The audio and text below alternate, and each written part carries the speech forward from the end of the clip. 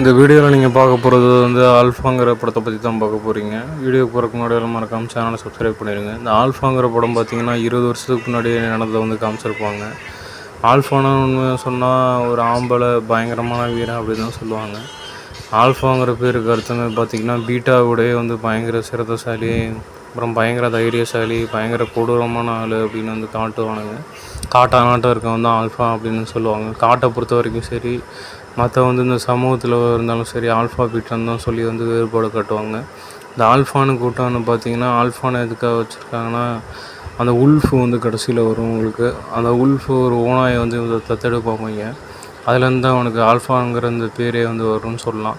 Life of by படம் பார்த்துருக்கீங்க. அதில் எப்படி டைகரை வந்து போட்டில் டைகரோட பயணிப்பானோ கடைசி வரைக்கும். ஆனால் அந்த படத்துக்கும் இந்த படத்துக்கும் வந்து டிஃப்ரென்ஸ் இருக்குது. இந்த டைகர் வந்து கடைசியில் அவனை விட்டு போயிடும். ஆனால் கூட இருக்கிற வரைக்கும் என்ன தான் பசி கூட இருந்தாலும் அவங்க கூடயே மீனை சாப்பிட்டுக்கிட்டு தான் இருக்கும், அந்த கடல்லேருந்து தப்பிக்கிற வரைக்கும். இந்த ஆல்ஃபாங்கிறத பார்த்திங்கன்னா அந்த ஓனாய் வந்து இவங்க கூட சேர்ந்துடும்.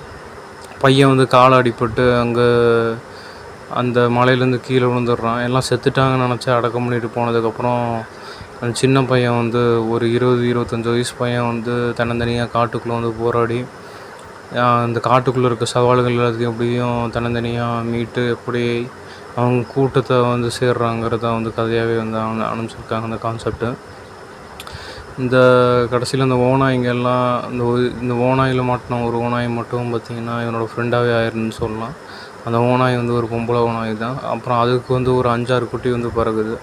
அந்த குட்டிகளாம் வச்சு தான் வந்து இவங்க வேட்டைக்கு வந்து போகிற மாதிரி வந்து காட்டுறாங்க.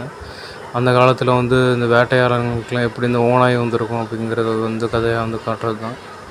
அப்புறம் அந்த சின்ன பையன் வந்து அவன் கூட்டத்தில் வந்து தன்னோட ராஜாவாக நினச்சிட்ருக்க ராஜாவோட கண்ணுக்குட்டி வந்து தனியாக காட்டுக்குள்ளே எப்படி சமாளித்து வரான், அவன் எப்படி ஒரு வாரியராக வந்து மாறுறான், போகிற வழியாக மாறுறாங்கிறத வந்து கதையோட கான்செப்டாக அனுப்பிச்சிருக்காங்க.